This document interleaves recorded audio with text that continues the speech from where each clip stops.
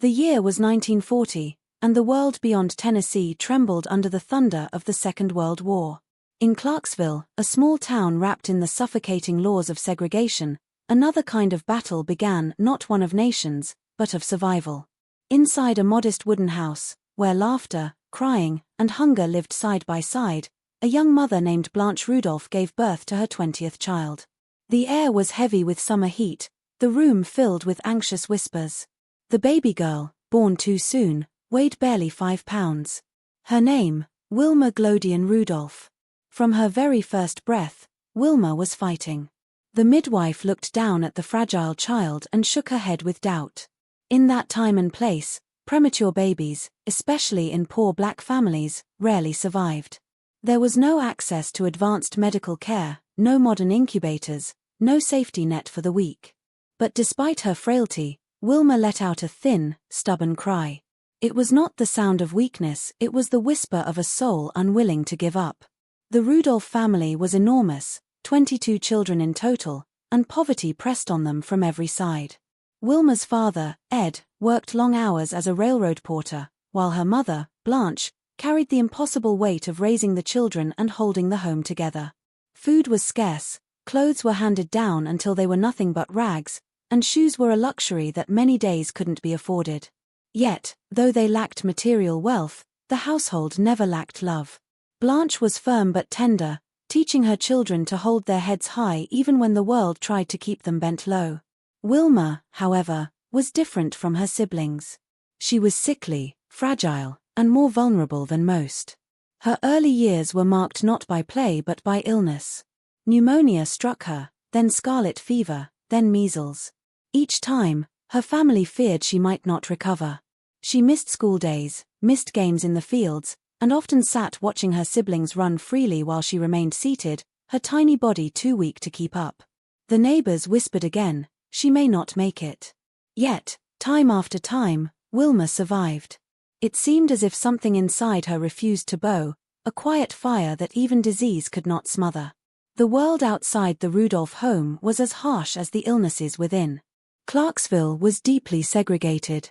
African American families lived under constant reminders that they were considered less. Schools, buses, restaurants all were divided by skin color. Medical treatment for black children was often delayed or dismissed.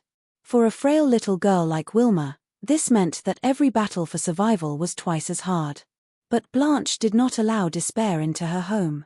She believed in faith, in hard work, and in the power of love to carry her children through storms.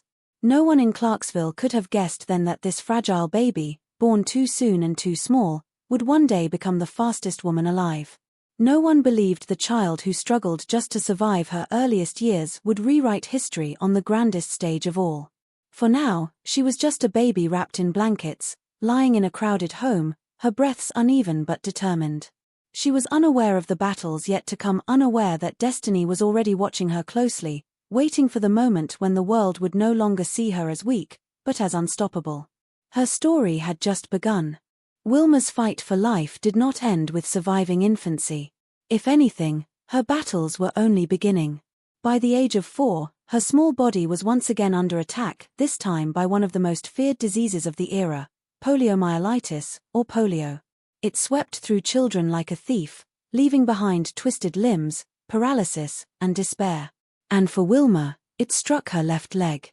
The doctors examined her carefully and delivered their verdict without compassion: she will never walk again without help. Their words landed like stones in the Rudolph household. For a poor black family in segregated Tennessee, there was little hope of advanced treatment, little chance of miracles. Instead, Wilma was fitted with a heavy metal leg brace, a constant reminder of what she had lost. Her days of sitting quietly, watching her siblings play, became even more painful. She was no longer just fragile, she was trapped. At church, she watched the other children chase one another across the yard. At school, she sat on the sidelines while classmates ran and jumped. Each time she tried to follow, her brace clanged against the floor, slowing her down, forcing her to stop. The cruel stares, the pitying looks, these weighed on her as much as the metal around her leg. A child who wanted nothing more than to run was now told that walking was beyond her reach. Yet within her small frame, Wilma carried a stubborn will. She hated the brace, hated the sound it made, hated the way it chained her to a fate she refused to accept. Her frustration burned into determination. Even at that young age, she began to dream not of gold medals or fame, but simply of moving freely, of chasing her siblings in the yard without falling, of feeling the wind rush against her face. Her mother, Blanche, refused to let despair win. While others accepted the doctor's words, Blanche believed something different. She told her daughter, "We are not giving up."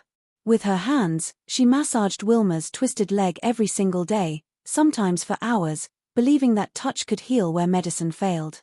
Twice a week, she carried Wilma across town and then onto long bus rides to reach a hospital in Nashville that treated Black patients. The journey was exhausting and often humiliating, but Blanche endured it, determined to give her daughter a chance. The brace might have been heavy, the doctor's words cruel, but deep inside Wilma, something unshakable was growing, a refusal to surrender, a seed of strength that would one day blossom into greatness. Her chains were real, but so was her fire. When the doctors declared that Wilma would never walk again, most people accepted it as truth. But her mother, Blanche Rudolph, refused. She believed that her daughter's story wasn't finished, that hope could do what medicine could not. Blanche began her own healing ritual.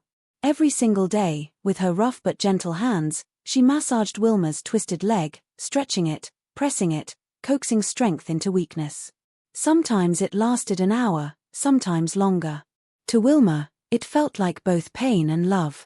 To Blanche, it was prayer made flesh.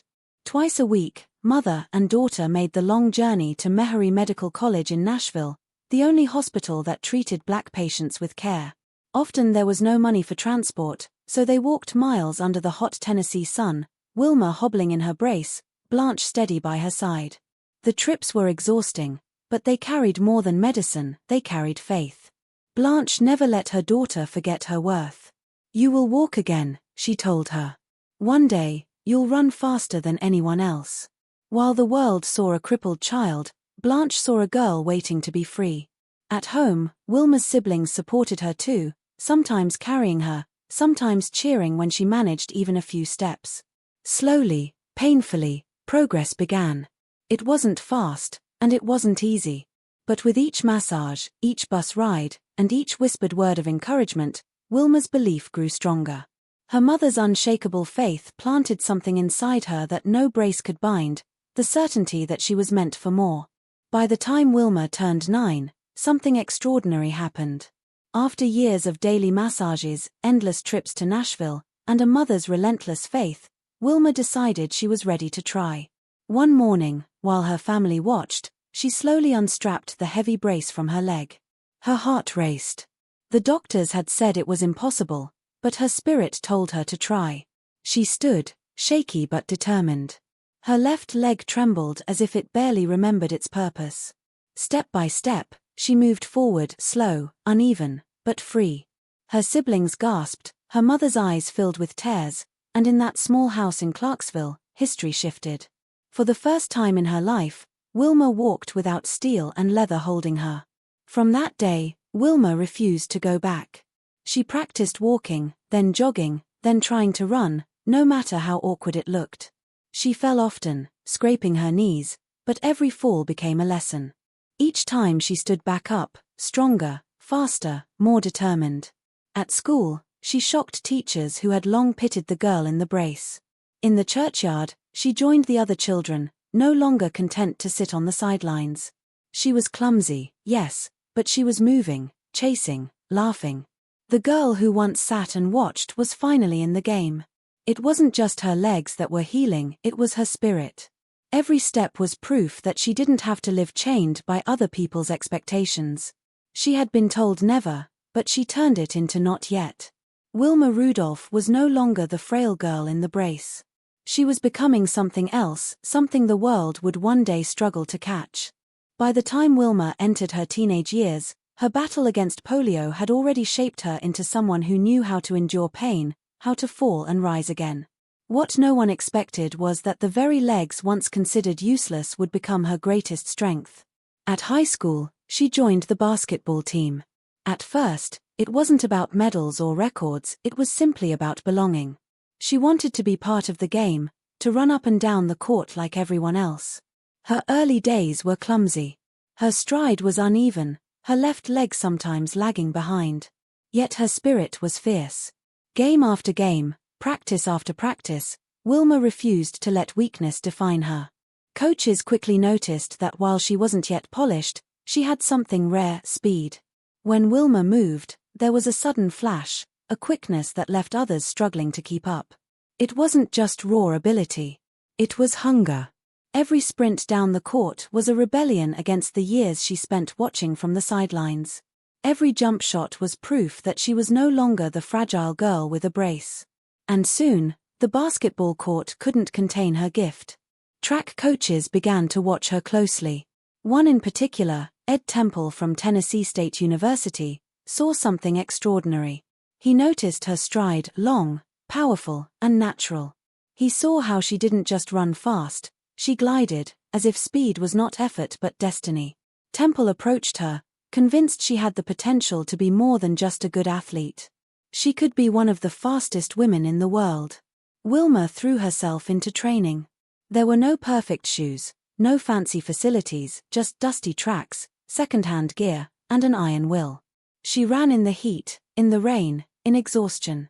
Each step was a declaration: I will not go back. I will not stop. And slowly, something happened. The girl who was once told she might never walk again began beating everyone she raced. In practice, in school meets, and soon in state competitions, Wilma became known for one thing: she was untouchable in speed. The brace was long gone, but its memory remained. Every time she ran, she wasn't just racing against her opponents. She was racing against her past, and she was winning. By the time Wilma turned 16, her name was no longer whispered only in school gyms. She had become a force on the track, her races drawing eyes and turning heads. Coaches, scouts, and sports writers began to follow her journey. For a girl who had once been bound by leg braces, the thought of representing her country seemed almost impossible. Yet by 1956, the impossible was calling.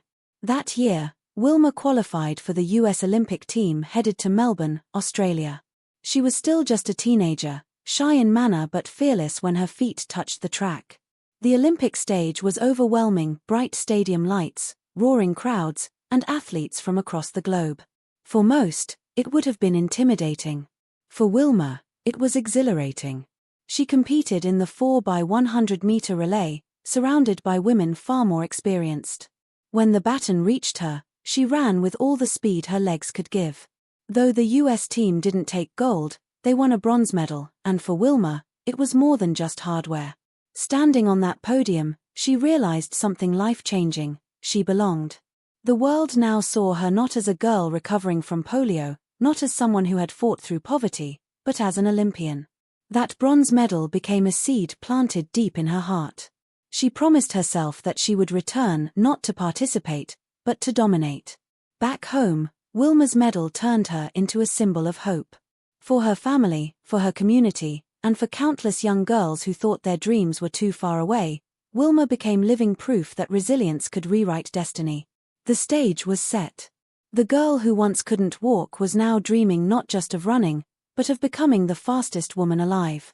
After Melbourne, Wilma returned to the US with her bronze medal tucked safely away, but she knew that was only the beginning. Bronze was a symbol of possibility, not the destination. She wanted gold, and she wanted to be remembered as more than just fast. She wanted to be unstoppable. Back in Tennessee, she continued training under coach Ed Temple, who was determined to mold her into an elite sprinter. His program was relentless. Mornings began before sunrise, with drills that tested every ounce of endurance. Afternoons brought weight training, practice races, and endless sprints until her legs trembled. But Wilma had endured worse before. Compared to the battle with polio, compared to years in a brace, the sweat and pain of training felt like liberation. Still, it wasn't easy. She faced constant injuries: ankle sprains, muscle pulls, the wear and tear of pushing her body to extremes. Some nights she returned home limping, exhausted beyond words. Yet every setback reminded her of the girl who had once been told she would never walk. Pain had never stopped her before, it would not stop her now. There were other obstacles too. Wilma lived in the segregated South, where opportunities for black athletes, especially women, were scarce. She often ran in second-rate facilities, traveled on long buses for meets, and endured prejudice that would have broken many spirits. But Wilma carried herself with quiet dignity. She let her speed do the talking. With each race, she sharpened her skill. She wasn't just running faster, she was learning how to win under pressure, how to carry the weight of expectation, and how to channel her struggles into fuel. By 1959, her name was no longer just local or national, it was whispered in international circles. Wilma Rudolph was no longer simply an athlete recovering from polio. She was becoming a contender for the title of the fastest woman in the world. By the late 1950s, Wilma Rudolph was no longer the frail girl from Tennessee who once leaned on braces. She had transformed into a fierce competitor whose name carried weight in every track meet she entered. But her true test was still ahead, the 1960 Summer Olympics in Rome. Qualifying for the team was grueling. Every sprinter wanted the same dream, and Wilma knew only the strongest would make it. Trials demanded not just speed but resilience. Heat after heat, she sprinted like lightning, her strides long and graceful. When she secured her spot on the US Olympic team, the whispers became declarations: Wilma Rudolph is going to Rome to win gold. Her training in the months leading up to the Games was brutal. Ed Temple pushed her harder than ever, fine-tuning every aspect of her technique, her start, her stride, her finish. Wilma embraced the grind, knowing that only perfection could stand against the world's best. Yet training wasn't her only challenge. She continued to live in a world marked by inequality, where opportunities for women, especially black women, were still limited. Every barrier she faced off the track made her hungrier on it. When Wilma finally boarded the plane to Italy, she carried more than her spikes and uniform. She carried the prayers of her family, the hopes of her community, and the memories of every step it took to reach this moment. Rome was not just another competition, it was destiny. As the stadium lights of Rome awaited, so did history. Wilma knew that once she stepped onto that track, she wasn't running only for medals. She was running to prove that nothing, not polio, not poverty, not prejudice, could hold her back. Rome, 1960. The Olympic Games opened with a roar of anticipation. When Wilma Rudolph stepped onto the track, she carried herself with calm confidence, yet inside she knew the weight of history pressed upon her shoulders. Her first event was the 100 meters. At the gunshot, she exploded forward. Each stride seemed effortless, her speed unmatched. The crowd gasped as she surged ahead, crossing the finish line first. Gold medal. The girl once told she would never walk had just become the fastest woman in the world. Next came the 200 meters. Against the best sprinters alive, Wilma ran as if born for this moment. She leaned into the curve, powered down the straight, and once again, no one could touch her. Gold number 2. Finally, the 4x100 relay. The baton passed hand to hand until it reached Wilma. She sprinted the anchor leg like a flame, carrying her team across the finish line. Gold number 3. In just one Olympics, Wilma Rudolph had claimed 3 gold medals, an achievement no American woman had ever accomplished in track and field. The world crowned her the Queen of the Olympics. When Wilma returned home, parades awaited her. Yet she refused to let her celebration be segregated. Her victory parade in Tennessee was the first integrated event her hometown had ever seen. Beyond medals, she had forced change simply by standing tall. Wilma became an international icon, inspiring young athletes, women, and anyone told their dreams were impossible. She broke barriers in sports, challenged racism, and proved that resilience could rewrite destiny.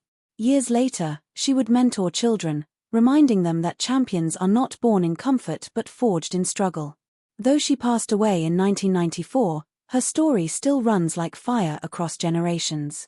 Wilma Rudolph began life as a fragile child in leg braces. She ended it as a legend who ran faster than the world could imagine. Her life remains a timeless reminder: no obstacle is greater than the human spirit.